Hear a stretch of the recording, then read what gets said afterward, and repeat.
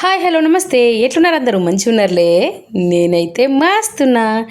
ఇవాళైతే చాలా చాలా మంచి రెసిపీ, హెల్దీ రెసిపీ, కొండల్ని సైతం పిండి వేసేటంతటి గుణం ఉన్న రెసిపీ ఇది.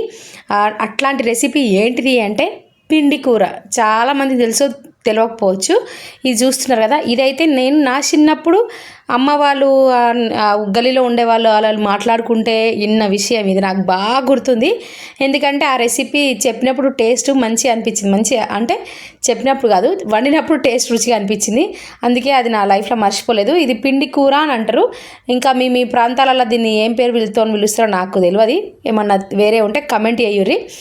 ఇదైతే పిండి కూర ఏం చేస్తుంది అంటే, మన కిడ్నీలో ఉన్న రాళ్ళు ఉంటాయి కదా, అవిటిని కరిగించే గుణం దీనికి ఉందంట. తింటే మంచిదంట. ఇదైతే నాకు మార్కెట్లో కనిపించింది, 20 రూపాయలకు ఒక కట్ట. మస్తు ఫ్రెష్గా ఉంది, మంచిగా అనిపించింది. చూసిరు కదా మీరు. అవో అది చూస్తే మంచిగా అనిపించింది. మళ్ళీ నేను ఎప్పుడో చిన్నప్పుడు తిన్నా అంటే మళ్ళీ ఇప్పుడు కనిపించింది నాకు. సరే ఇది చేద్దాం అని ఫిక్స్ అయిపోయి నేను కొనుక్కొచ్చేసిన. ఫస్ట్ అయితే మంచిగా ఆకాకు ఏరేసిన, పువ్వులు పైన తెల్ల తెల్ల పూలు ఉన్నాయి కదా, అవి కూడా పడేయకుండా తెంపండి, ఏం కాదు, మంచిగానే ఉంటుంది కూర.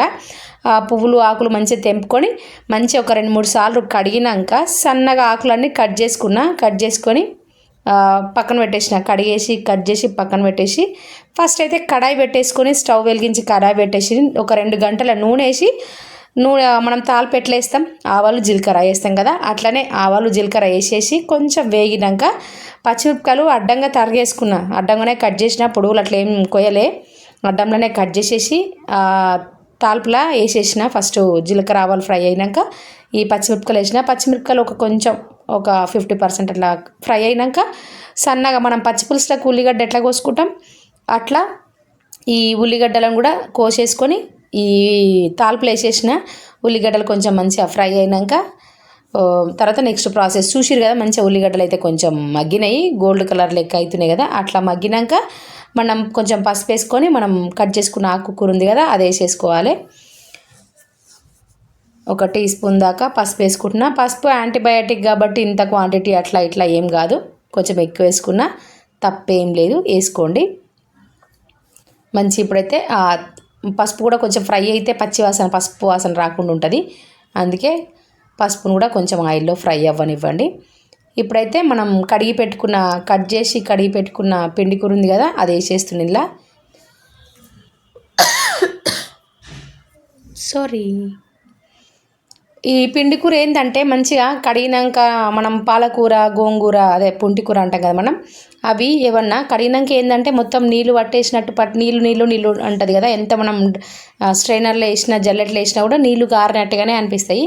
కానీ ఈ పిండి కూర ఏంటంటే నేను మంచిగా పెద్ద గిన్నెలో కడిగిన, మంచిగా ప్లేట్లో తీసి పక్కన పెట్టినా కూడా అసలు నీళ్ళ డ్రాపే కనిపించకుండా అయిపోయింది. మంచిగా ఆకంతా పొడి డ్రై అయిపోయినట్టే ఉంది, అసలు వాటరే కనిపించట్లేదు ఈ పిండి కూరలు కడిగినప్పుడైతే. వేరే కూరలు అయితే కొంచెం నీళ్ళు పట్టేసి ఇంకా మనం ఒక రోజు ఉంచినామంటే మురిగిపోయినట్టు కూడా అవుతుంది. కానీ పిండి కూర అట్లా కాదు, తొందరగా డ్రై అయిపోయింది. నేను కడిగి పక్కన పెట్టుకున్నా కొంచెం సేపటికే నీళ్ళన్నీ అయిపోయినాయి, అసలు ఏం కనిపించకుండా అయిపోయింది. ఫస్ట్ అయితే నేను అంతా మంచి ఆకుకూర అంతా ఆయిల్లో మగ్గిద్దామని ట్రై చేసిన, కాకపోతే కొంచెం కూడా వాటర్ లేదు కదా ఇందులో.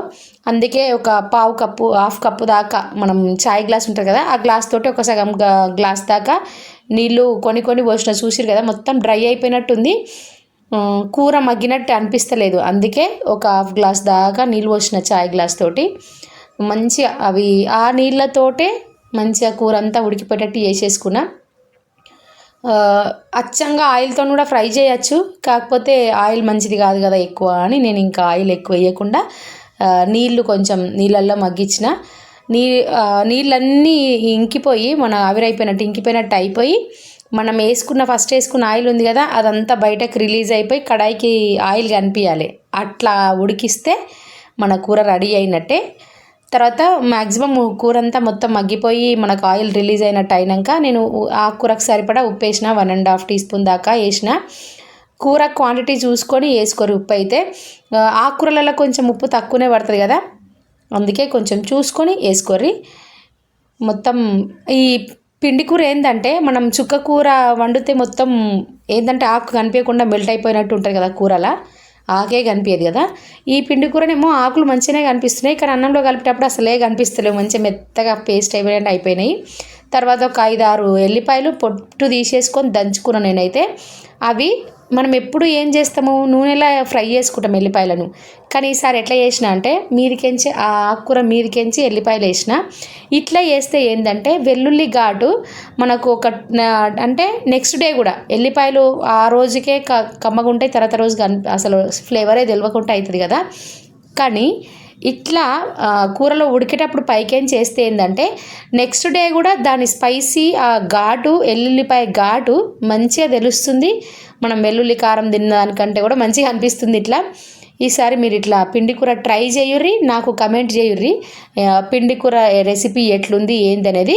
ఈ కిడ్నీలలో రాళ్ళు అయితే చాలామందికి ఈ మధ్య వింటున్నాం కదా, అట్లాంటి వాళ్ళకు ఈ వీడియో యూజ్ అవుతుంది, వాళ్ళకి అందరికీ షేర్ చేయర్రి. మన వీడియోలో అయితే మంచిగానే మస్తు మంది చూస్తున్నారు, కానీ లైక్ చేసుడు అయితే మర్చిపోతున్నారు, కమెంట్ చేసి మర్చిపోతున్నారు. వీడియో నచ్చితే మాత్రం లైక్ చేయుర్రి, మర్చిపోకుర్రి, కమెంట్ చేయుర్రి. ఎవరైనా ఫస్ట్ టైం చూస్తే వాళ్ళు సబ్స్క్రైబ్ చేసుకొని అలానే బెల్ ఐకాన్ని యాక్టివేట్ చేయుర్రి. అట్లా చేస్తే నేను ఎప్పుడు ఏ వీడియోను నోటిఫికేషన్ వస్తుంది. Thank you.